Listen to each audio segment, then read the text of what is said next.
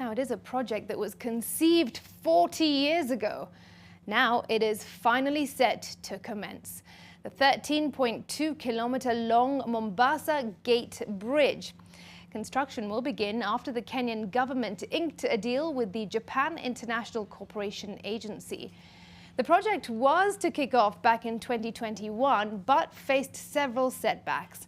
Our Coast Affairs reporter Kevin Mutai has details of the mega piece of infrastructure, which will be the second longest bridge on the continent after the 6th October Bridge in Cairo, Egypt. In December 2019, Japan International Cooperation Agency announced a loan agreement with the Kenyan government of up to 47.8 billion yen, equivalent to 53 billion shillings, for the construction of the Mombasa Gate Bridge. And on 10th of January 2024, Transport and Infrastructure Cabinet Secretary Kipchumba Murkomen inked a memorandum of cooperation with JICA, endorsing the project. From the island city, the bridge will start on Lumumba Road near Kingurani Prison, rising gently to cross over the Mombasa railway station, then overhead Moi Avenue to the west of Cannon Towers. It will then proceed overhead Ganjoni, turn right to Liwatoni, and cross the Likoni channel to enter the Likoni mainland side. The bridge will descend, touching down near the Javi Lawageni Primary School in Likoni, from where it proceeds as a 4-lane highway to cross Mtongwe Road before joining the newly constructed Mombasa Southern Bypass at Ziwani area. So ukiwa nenda Ukunda mfano, badala ya kusitemu hapa ferry, direct to Ukunda watumia kama dakika 15 abiria atakuwa shafika. Myself as a person, when I think about going to Likoni, the ferry just kills the whole morale of going. So it is a good project if and only if it will materialize, because that's the question. The design also allows for a 4-lane carriageway meant for motorized transport and a single pedestrian passage. A clearance of 69 meters above the highest water level will be provided to allow for the highest vessel to enter and leave the port of Mombasa.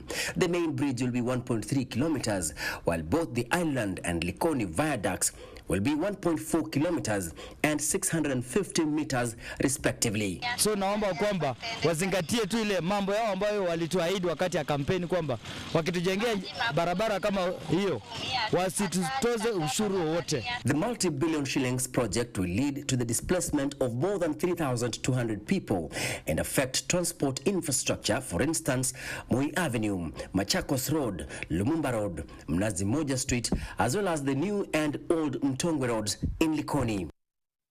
Power distribution infrastructure, sewer and telecommunication lines, fish landing sites, and even 7 public schools within the island and mainland side will also be affected.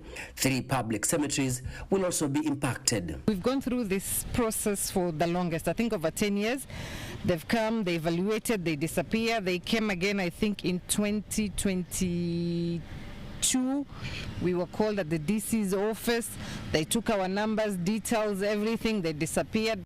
833 commercial business enterprises, including permanent buildings and temporary structures, will not be spared. Majengo area within the island accounts for the bulk of displacements at 597 businesses, 401 rental houses, and 171 food kiosks. Compensation should have started anytime from June of last year. Until today, there's been no communication. The only thing we see is reports on the newspapers, and we have no idea what is happening. At the same time, we were told we can't sell our property because the data has been taken. So we're just there. We don't know what's happening. We're just in the dark. According to a feasibility study report, a total of 8.7 billion shillings had been set aside for compensation, most of the money channeled to the resettlement of genuine landowners and other contingency costs. It has, however, been established that only 82 landowners along the project area are legal, while 168 are encroachers. Reports indicate that some of the ferries will be moved to serve Mtongwe Crossing Channel, with a plan to refurbish other vessels for use in the tourism excursion and recreational activities in the Indian Ocean. The government also decommissioned the 2 billion shillings floating bridge in Liwatoni, citing interruptions with the ships calling the port of Mombasa.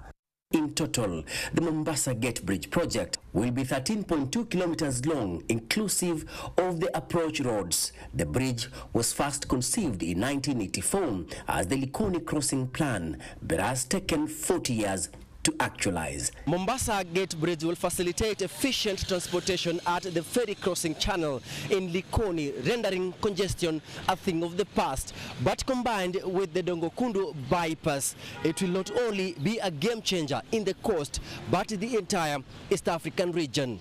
Kevin Mutai, NTV in Mombasa.